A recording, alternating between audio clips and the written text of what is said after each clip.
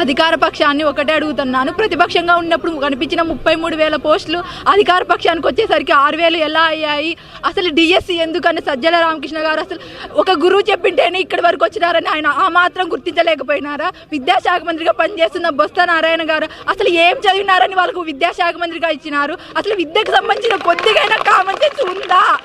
అసలు మీరు మనబడి నాడు నేడు అంటున్నారు, మీరు స్కూల్ కట్టిస్తున్నారే కానీ ఆ స్కూల్లో ఒక ఉపాధ్యాయులు లేకపోతే ఆ పిల్లల భవిష్యత్తు ఏమవుతుందని మీరు ఆలోచించారా? నేను ప్రతి ఓటర్కి ఒక్కటే అడుగుతున్నాను, మీకు 15,000 లంచం ఇచ్చి మీ పిల్లల జీవితాలను మీతోనే వేస్ట్ చేపిస్తున్నాడు మన జగన్మోహన్ రెడ్డి. అసలు ఉపాధ్యాయులు లేని చదువు అది ఎలా జరుగుతుంది? ఎక్కడైనా సరే, ఎక్కడైనా ఒక యూత్ తలుచుకుంటే జరగదంటూ ఎక్కడ ఏముండదు. తెలంగాణలో కేసీఆర్ యూత్తో పెట్టుకున్నారు, ఇప్పుడు ఇంట్లో ఉన్నారు. జగన్మోహన్ రెడ్డి గారు కూడా ఇదే అనుకుంటున్నారు. మీరు కేసీఆర్ చేసిందే చూడాలనుకుంటున్నారు. మా యూత్ అనుకుంటే ఏమైనా చేయగలదు. ఆంధ్రప్రదేశ్ యువత మీకు తక్కువగా కనిపిస్తుందా? మీ 10 లక్షల మంది నిరుద్యోగుల ఆవేదన మీకు అర్థం కావట్లేదా? ఎక్కడో మీరు ఐసీలో ఉండి ఇక్కడ మాకు ఎండల్లో మేము మా తల్లిదండ్రులు హాస్టల్తో 3-4 లక్షలు ఖర్చు పెట్టి 4 ఏళ్ల నుంచి మా వ్యక్తిగత జీవితాలు పక్కన పెట్టి జాబ్ వస్తుంది.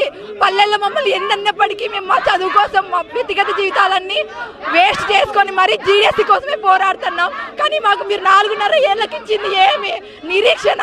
ఇప్పుడు మేము మా పల్లెలకు పోతే మమ్మల్ని మా చుట్టుపక్కల ప్రజలు ఎలా చూస్తారు? ఏమో 4 ఏళ్ల నుంచి కష్టపడి ఏం చేసింది? ఏం ఉద్యోగం లేదు. మీరు ఇచ్చింది ఎన్ని? మా అనంతపురం జిల్లాకు 4 ఉద్యోగాలతో ఎవరు బాగుపడతారు? అనంతపురం జిల్లాలో ఖచ్చితంగా మీరు తలుచుకుంటారు.